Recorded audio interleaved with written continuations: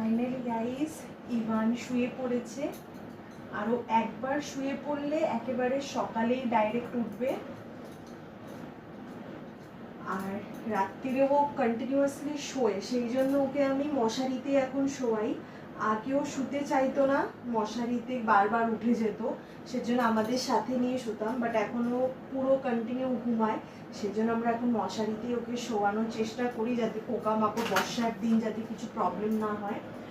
আর হ্যাঁ, আরেকটা কথা তোমাদের বলার ছিল, বলছি।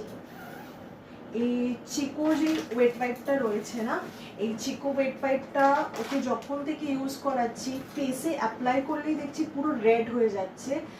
জানি না এটা কেন আমার বেবির সাথেই হচ্ছে না, আর কারোর সাথে। তোমরা যদি ইউজ করে থাকো এই চিকোর ওয়েট পাইপটা, প্লিজ কমেন্ট করে জানিও কি তোমার